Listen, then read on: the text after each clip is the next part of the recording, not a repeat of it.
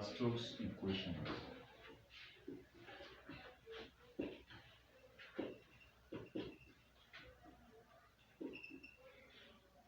Navier-Stokes equation is fundamental in engineering.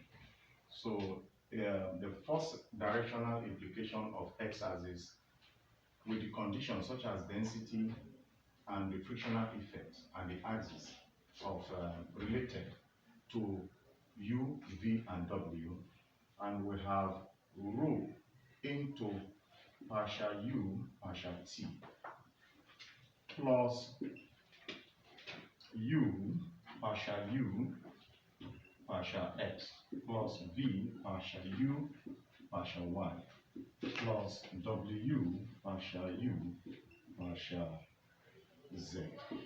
These are three-dimensional functions with time condition and the density rho.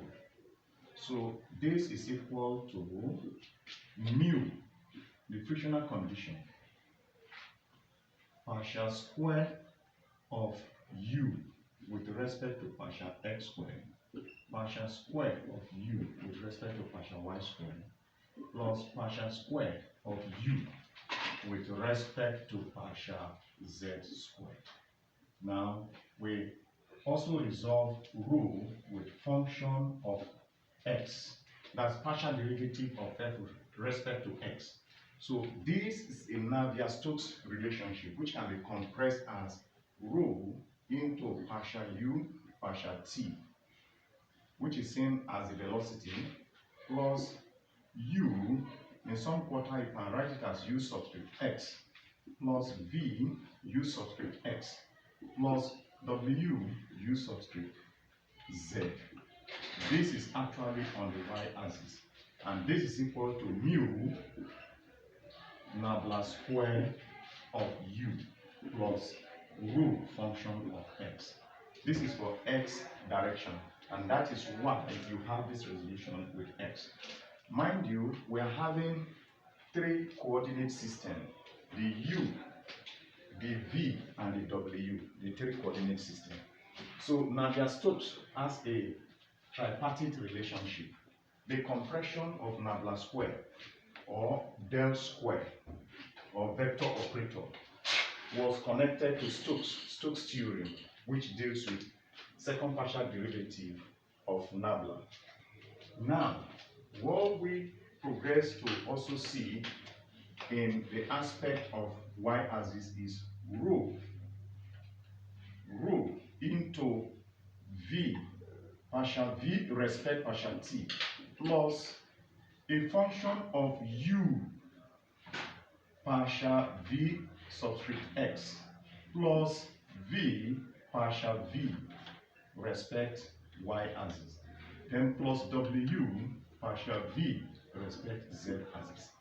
So take note, consecutively we are looking at variables u, v, and w with respect to Stokes equation. Nabla is not left out of it, equal to mu nabla square u plus rho f subscript x. This is Navier-Stokes with respect to the v plane. Now Stokes with respect to the z plane also exists, but this time around it is a connotation of w axis. So that is to say, it becomes rho. The last relationship for Navier-Stokes expression gives us rho into partial w respect partial t, which is the velocity, plus u w subscript x, plus v w subscript y, plus w multiplied by w subscript z. These are partial derivatives with respect to the plane of w is equal to mu multiplied by nabla square, del operator square, u, plus rho function of x. These are fundamental, as at the end of the day, when we use perturbation technique, in perturbation, some of these will result to zero, and we compress it to form a fluid heat flow system or heat transfer system, which gives us a resolution of the heat conduction equation in the relationship connected to fluid mechanics. which is going to give us partial u partial t is equal to alpha square partial square u partial x squared.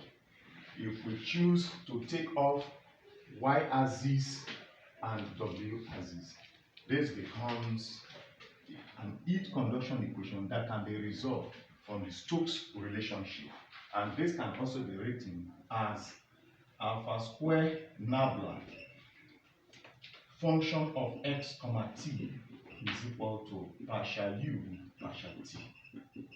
Take note that Navier-Stokes is very key in engineering application.